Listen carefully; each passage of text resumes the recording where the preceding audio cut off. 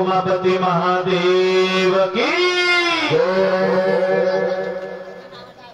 भगवान परमात्माचा मंगलमय विवाह म्हणजे शिव पार्वती विवाह या विषयाकडे ओढत असताना आपण बघितलं सती मातेनं स्वतःच्या शरीरात अग्नी प्रज्वलित केल्यानंतर तीच सती माता पुढच्या जन्मात हिमालय आणि मैनावती यांच्या गोदमध्ये पार्वती म्हणून जन्माला आली। भगवान परमात्मा पती रूपात मिळायला पाहिजे याच्याकरता पार्वती मातेला नारद ऋषींनी लहानपणापासून मार्गदर्शन केलं आणि त्या स्थितीमध्ये सांगितलं की पार्वतीला तप करत असताना पार्वती माता परिवारात राहत असताना भगवंताचा जप करायची, वनामध्ये वल्गले परिधान करून जात असायची, ओम नमः शिवाय मंत्राचा जप करत असायची। पार्वती मातेनं किती तप केलं, किती जप केला आणि कशा पद्धतीनं नामस्मरण केलं असं लिहिलेलं आहे। 1000 वर्ष पार्वती मातेनं कंदमूल सेवन करून तप केले। किती? 1000 वर्ष कंदमूल सेवन करून तप केलं। 1000 वर्ष वृक्षाचे पानं खाऊन तप केलं। भगवान परमात्मा प्रतिरूपात मिळायला पाहिजे याच्या करता 1000 वर्ष पाणी पिऊन तप केलं. भगवान परमात्मा प्रतिरूपात मिळायला पाहिजे याच्या करता 1000 वर्ष फक्त श्वास घेऊन भगवान परमात्माला प्राप्त करण्याकरता तप केलं. भगवान परमात्मा प्रतिरूपात मिळायला पाहिजे याच्याकरता पार्वती माता नामस्मरण करत राहिली, जप करत राहिली. काही लोक म्हणतील महाराज 1000 4-5 हजार वर्ष पार्वती मातेचे तपातच निघून गेले. मग पार्वती मातेचं लग्न कोणत्या वयात झालं असेल? बरोबर आहे की नाही? 4-5 हजार वर्ष जर तपात निघून गेले तर पार्वती मातेचं लग्न कोणत्या वयात झालं असेल? तर बघा त्या काळामध्ये वय मर्यादा कशा पद्धतीची होती. पहिलं जे युग होतं ना, किती युग आहेत ऐकणार का तुम्ही? युग किती आहेत? 4 युग आहेत. सत्ययुग म्हणजे कृतयुग, सत्ययुग, त्रेतायुग, द्वापारयुग आणि हे कोणतं युग चाललंय? कलियुग. सत्ययुगामध्ये माणसाचं 1,00,000 आयुष्य होतं. किती जीवन जगत होता मनुष्य? 1,00,000 मनुष्य जीवन जगत होता सत्ययुगामध्ये. लक्ष द्या सर्वांनी. सत्ययुग संपलं, त्रेतायुगाला सुरुवात झाली. भगवंतानं आयुष्यातला 1 शून्य कमी करून टाकला. आता 1,00,000तला 1 शून्य कमी झाल्यावरती माणसाचं आयुष्य त्रेतायुगामध्ये राहिलं 10,000 वर्ष. त्रेतायुगामध्ये किती मनुष्य जीवन जगत होता? 10,000 वर्ष त्रेतायुगामध्ये मनुष्य जीवन जगत होता. त्रेतायुग संपलं, द्वापारयुगाला सुरुवात झाली. अजून भगवान परमात्माने 1 शून्य कमी करून टाकला. द्वापारयुगामध्ये किती आयुष्य राहिलं? 1,000 वर्ष राहिलं. समजते तुम्हाला? 1,000 वर्ष द्वापारयुगामध्ये आयुष्य राहिलं. द्वापारयुग संपलं, कलियुगाला सुरुवात झाली. अजून भगवान परमात्माने 1 शून्य कमी करून टाकला. 1000चा पुढचा 1 शून्य गेल्यावरती किती राहिले? किती? 100 वर्ष. म्हणजे कलियुगामध्ये माणसाचं आयुष्य किती राहिलं? 100 वर्ष. प्रत्येक युगामध्ये मनुष्य 1 शून्य कमी करत गेले. भगवान परमात्मा प्रत्येक युगामध्ये 1 शून्य कमी करत गेले. आणि कलियुगामध्ये माणसाचं आयुष्य किती राहिलंय? ऐकताय का? किती राहिलं कलियुगामध्ये? 100 वर्षाचं. आता आपण सर्वांनी हात जोडून भगवंताला प्रार्थना करायची आणि परमेश्वराला सांगायचं, हे परमेश्वरा, सर्वांनी माझ्या मागे बोलायचं, हे परमेश्वरा, याच्या पुढे शून्य काढण्याच्या भानगडीत पडू नको. असा जर 1 शून्य काढत गेला तर पुढे काय उरणार आहे? मग 100 वर्षाच्या कालावधीमध्ये सुद्धा माणसाला भगवान परमात्माच्या चिंतना करता वेळ मिळत नाही. शत गणिले ते अर्धरात्र खाय, मध्ये बालक व पिरारोग क्षय. काय भजनासी उरले ते पाहिलं? अर्ध आयुष्य तर माणसाचं झोपण्यामध्ये जातं, बाकीचं आयुष्य फिरण्यामध्ये जातं. आणि मग भगवंताच्या चिंतना करता माणसाला वेळ कुठे मिळतो? जे आपल्याला भगवंतानं शरीर दिलेलं आहे, हा देह दिलेला आहे, त्याचा आपण सदुपयोग केला पाहिजे. जन्माला आल्यानंतर जर आपण या जीवनाची सार्थकता नाही केली, भगवंताचं भजन नाही केलं, नामस्मरण नाही केलं, तर आपला जीवन जगून उपयोग होऊ शकत नाही. भगवान परमात्माने हे शरीर दिलं भगवंताच्या चिंतना करता, नामस्मरणा करता. आणि त्या स्थितीमध्ये काही माणसं आपलं आयुष्य वेश्मामध्ये समर्पित करतात. आमचे संत सांगतात, क्या किया तूने जीवन गमा दिया,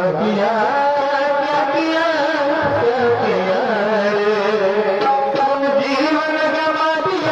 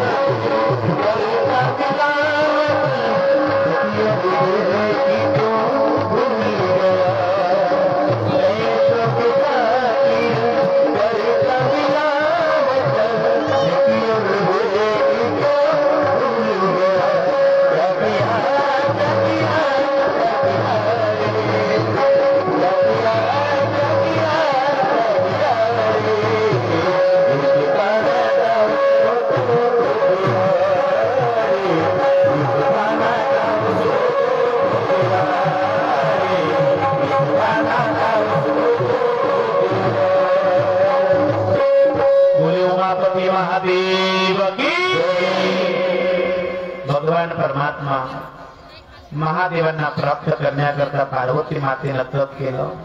भगवान परमात्मा प्रगट होऊन पार्वती मातेला सांगतात, देवी यांना सांगितलं तुमचा जावई कशा पद्धतीने आहे, कालावती सुद्धा ज्यानं विजय मिळवलेला आहे आणि पार्वती या जन्मापासून नाही अनेक जन्मापासून त्यांचा विवाह होत आलेला आहे आणि तोच विवाह करता आपण होकार द्यावा आणि त्या विवाहाची जसा आपल्याला आपण इच्छा व्यक्त करतोय, कधी भगवान शंकर येतील, कधी विवाह होईल, हीच इच्छा स्वर्गातल्या देव लोकांची झाली की कधी भगवान परमात्माचा विवाह होईल, कधी मंगलमय वाद्य वाजणार आणि कधी भगवान परमात्माच्या चिंतनामध्ये नामस्मरणामध्ये आपण तल्लीन होणार। इथं जागा थोडीशी मोकळी करायची, महादेवांना येण्याकरता जागा मोकळी करायची।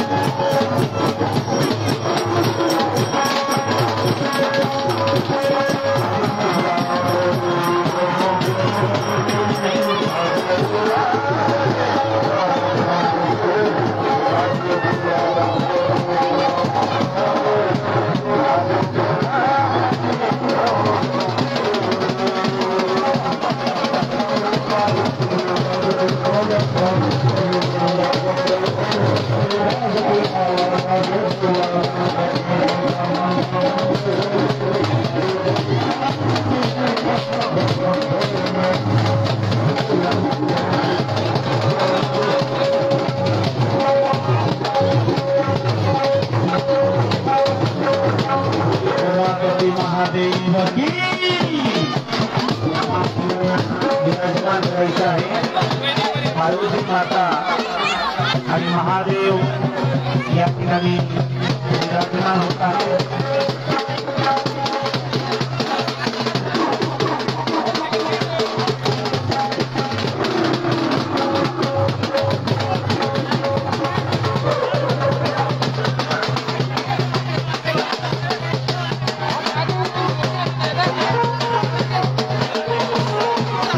या ठिकाणी जे नंदकेश्वर प्राप्त झालेले आहे ते प्रत्यक्ष उमापती महादेव यांच्या कृपाशीर्वादानं जे नंदकेश्वर या ठिकाणी आपल्याला दिसत आहेत आले होते त्यांचा पाय म्हणजे एक पाय गेला होता ते बसलेले होते, परंतु आमचे विठोबा महाराज यांनी महादेवांना साकडं घातलं। नर्मदेश्वर महादेवाला सांगितलं की प्रभूजी जर आमच्या भगवान परमात्माच्या कृपेनं या ठिकाणी नंदकेश्वरांचा पाय व्यवस्थित झाला तर तुझी सेवा आम्ही अहोरात्र या ठिकाणी प्राप्त करणार। आणि भगवान परमात्माच्या कृपेनं त्यांनी महादेवांना जल वाहत राहिले आणि त्या नंदीचा पाय आपोआप प्राप्त होऊन गेला आणि ते नंदकेश्वर चालायला लागले। त्या तुमच्या डोळ्यासमोर आहे त्या नर्मदेश्वर महादेवांकरता एक आभार म्हणून सर्वांनी जोरदार टाळ्या वाजवायच्या आहे। या ठिकाणी नवदीचे मामा गजानन महाजन राजेंद्र हिलाल माळी यांनी लवकरात लवकर स्टेजवरती यायचंय। नवरीच्या आईनं तुळशीला पाणी टाकण्याकरता स्टेज जवळ यायचंय।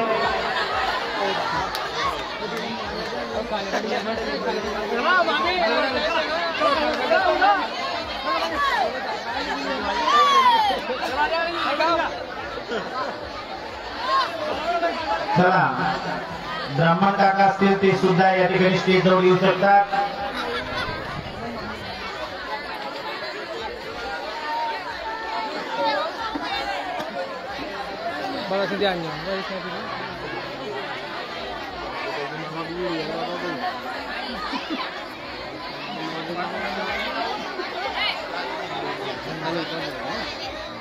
मामा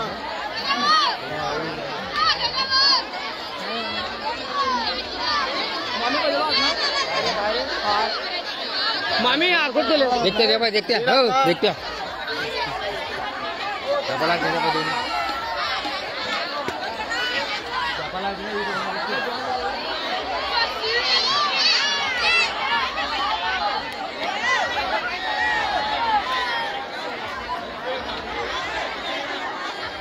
चले हां यांदू में तो बाबा में तो टाइम बराबर करना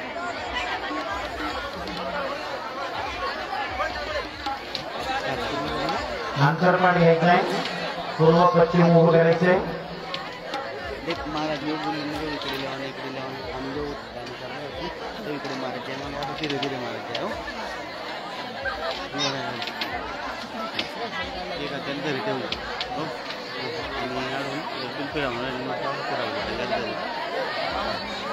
शुभमंगल सावधान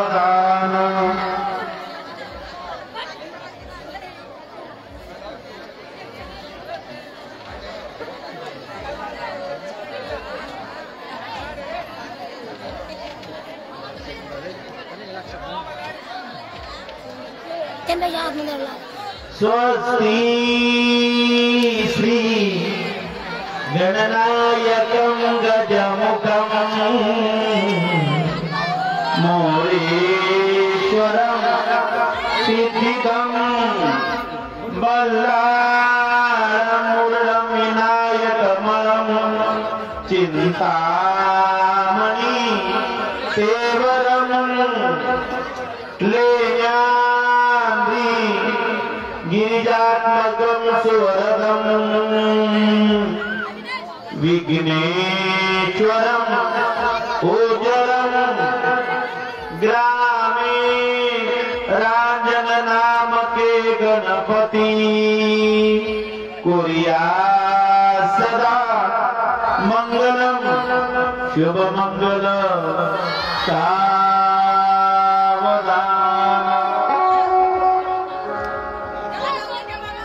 शुभ मंगल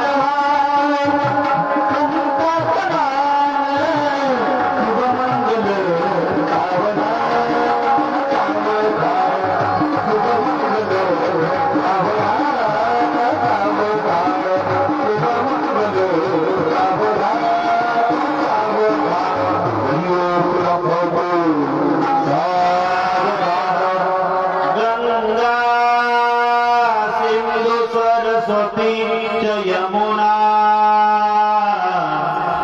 गोदावरी नर्मदा कावेरी शरयू महेंद्र तनया शर्माणवती वेदिका क्षिप्रा वेत्रवती महासुर नदी ख्याता गया गंडकी पूर्णा पूर्ण जलै समुद्र सरिता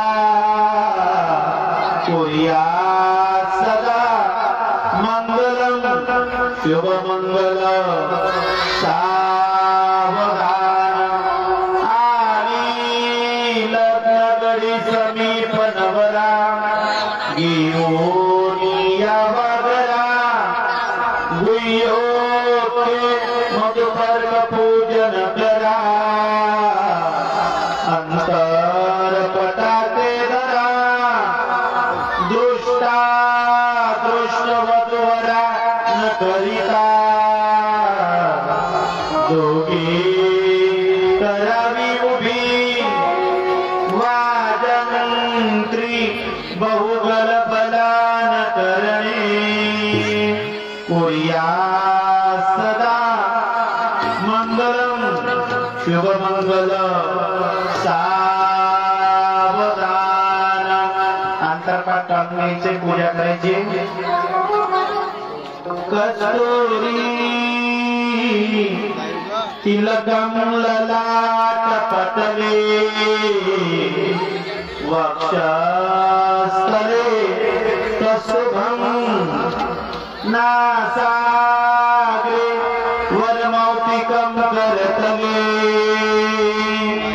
वेणो करे कंकणं सर्वांगे हरिचन्दनं सुललितं कंठे च मुक्तावली गोपश्री परिवेष्टितो विजयते गोपाल चूड़ामुनि शुभ मंगल सावधान तदेव लग्नं सुदिनं तदेव ताराबलं चन्द्रबलं तदेव विद्याबलं दैवबलं तदेव लक्ष्मीपते मनसा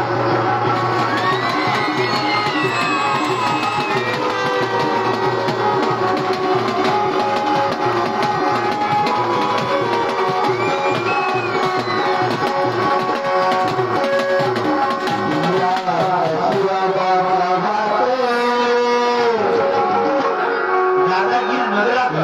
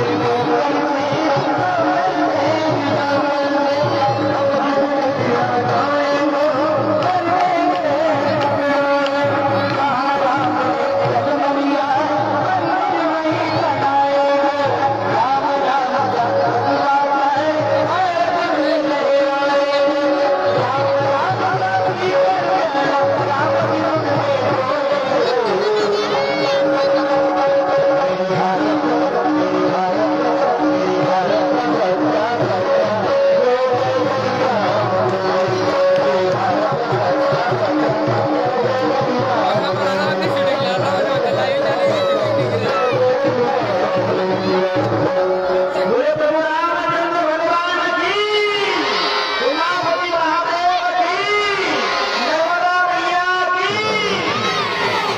या ठिकाणी भजन म्हणत असताना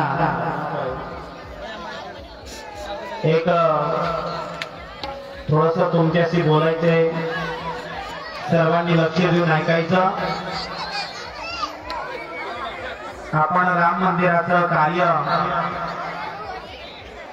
अयोध्यामध्ये टेलिव्हिजनवर, व्हॉट्सअपवरती, युट्यूबवरती बघतोय। सीता मैयाच्या कृपेनं, भगवान प्रभू रामचंद्रजीच्या आशीर्वादानं एक असा राजा प्रगट झाला की ज्यानं स्वतःच्या घरादाराचा त्याग केला, स्वतःच्या परिवाराचा त्याग केला आणि या समाजाकरता, जनतेकरता ज्या मंदिराचं कार्य थांबलेलं होतं अनेक वर्षापासून, ते मंदिराचं कार्य 2024 मध्ये जानेवारी मध्ये 22 तारखेला संपन्न होणार आहे। याच्याकरता सर्वांनी एक वेळेस जोरदार अभिनंदन म्हणून टाळ्या वाजवायच्या। बोले प्रभु रामचंद्र भगवान की, नर्मदा मैया की। भगवान प्रभु रामचंद्र इथं मंदिर जर संपन्न झालं, ज्या मंदिराकरता अनेक संकट येत होती, ते मंदिर यशस्वी झालं। परंतु आज आपण स्वतंत्र आहात, आपलं गाव स्वतंत्र आहे, आपलं गाव पुढारी लोकांचं आहे, आपलं गाव सर्वसामान्य नाहीये। खानदेशामध्ये नावाजलेलं म्हणजे आपलं धरण गाव आहे आणि आज धरण गावामध्ये हा शिवयज्ञ होत असताना परिसरामध्ये अनेक मंदिरं झालेली आहेत आणि ते मंदिरं पण यशस्वी संपन्न झालेले आहेत। परंतु आज जेव्हा या मंदिराचे कार्यकर्ते भेटले, म्हणले महाराज मंदिर यशस्वी झालं, जागा पण चांगली आहे, परिसर पण सुंदर आहे, आपलं घर जर थोडस खिडकी तिरपी झाली, घरातलं प्लास्टर जर खराब झालं, पै पाहुणे काय म्हणतील, अतिथी काय म्हणतील, याची भीती आपल्याला वाटते आणि आपल्या घरातलं थोडंसंही काम आपण अपूर्ण राहू देत नाही। परंतु आज दुर्भाग्य वाटेल, किती वर्षापासून या ठिकाणी आपल्या गावात मंदिर उभं राहिलेलं आहे। नर्मदेश्वर मातेचं, नर्मदा मैयाचं मंदिर उभं राहिलेलं आहे, परंतु त्या मंदिराला प्लास्टर नाहीये आणि त्या अवस्थेत आपण जर एक विचार केला, प्रत्येक गावातल्या लोकांनी एक विचार केला, एक एक मोठ जरी आपण ऋतू समजली तरी ते आपल्या मंदिराचं कार्य यशस्वी होतं। परंतु आता या कामाकरता आपल्याला विलंब लावायचा नाहीये, हे काम यशस्वी झालं पाहिजे। म्हणून ज्या भाविकांना वाटत असेल महाराज या मंदिराचा कामाकरता मी माझ्याकडनं 5 सिमेंटच्या पिशव्या देतो, कोणाला वाटत असेल मी रेतू देतो, कोणाला वाटत असेल मी 1100 रुपये देतो, कोणाला वाटत असेल 11,000 रुपये देतो, जर आपल्याला वाटत असेल उद्यापासून या ठिकाणी कामाला सुरुवात होऊ शकते, मनामध्ये निर्णय घ्या। असे 5 लोक जरी असले तरी ते मंदिराचं कार्य सुरू करतील आणि त्या 5 लोकांमध्ये होत असेल थेंबे थेंबे तळ साचे आपण म्हणत असतो, त्या पद्धतीने आपण सर्वांनी एकत्र येऊन या मंदिराचं कार्य यशस्वी करायचंय। ज्यावेळेस मंदिराचं कार्य यशस्वी होईल त्यावेळेस या ठिकाणी पहिला वर्ष शिवपुराण नाही असे वार्षिक स्वरूपामध्ये शिवपुराण भागवत रामायण स्वतः या ठिकाणी घडत राहील. फक्त आपल्या सर्वांच्या सहकार्याची गरज आहे. आपण सर्व सहकार्य जर केलं तर या मंदिराचं कार्य यशस्वी होऊ शकतं. आपल्या मंदिराचा परिसर सुंदर होऊ शकतो. म्हणून ज्यांना वाटत असेल महाराज मी माझ्याकडनं उद्या परवा या 2 दिवसात एक ऋतू एक ट्रॅक्टर त्या ठिकाणी टाकणार असं कोणाची इच्छा असेल त्या पद्धतीनं रोख पैसे देत असतील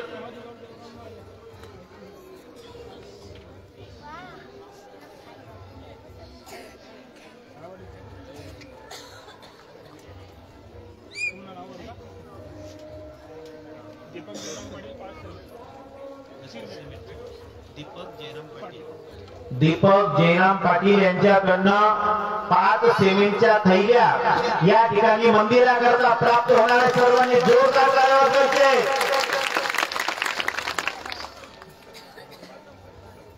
लिहून घ्या एक जण घ्या कोण काय देत आहे घ्या.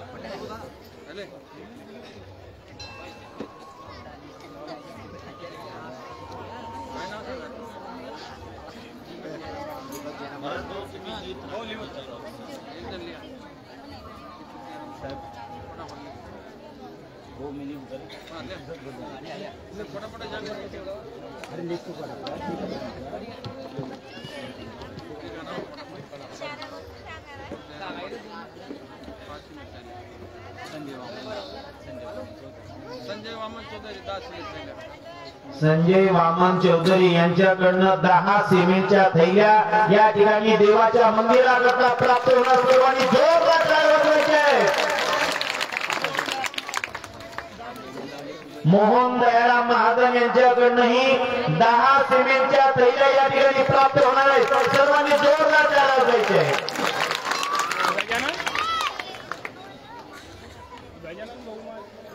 गजानन भाऊ महाजन यांच्याकडे 500 रुपये या ठिकाणी प्राप्त जाहीर झालेले. सर्वांनी जोरदार टाळ्या वाजवायचे.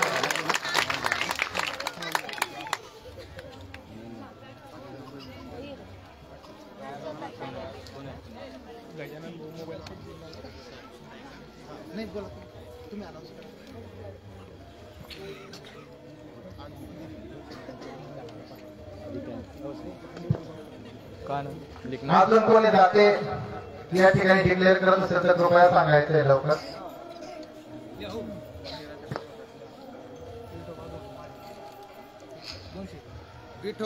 विठोबा धोंडो महाजन यांच्याकडून 201 रुपये या ठिकाणी प्राप्त झालेले. धन्यवाद धन्यवाद धन्यवाद.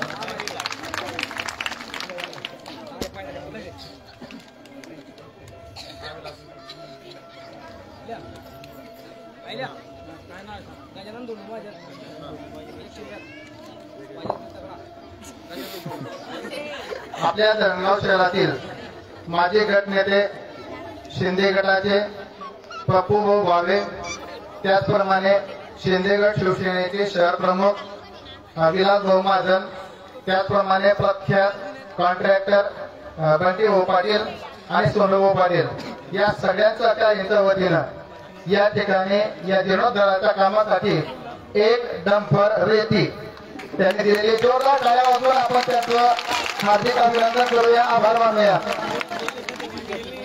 सुरेश यादव माझा माती मित्र यांच्याकडून 201 रुपयाची देणगी या ठिकाणी रोख स्वरूपात प्राप्त झालेली आहे. जोरदार टाळ्या वाजवून आपण दात्यांचं स्वागत करूया. त्याचप्रमाणे शिवदास सुरपाल महाजन यांच्याकडून सुद्धा 1000 रुपयाची देणगी या ठिकाणी प्राप्त झालेली आहे. या ठिकाणी आपल्या डाव्या हाताला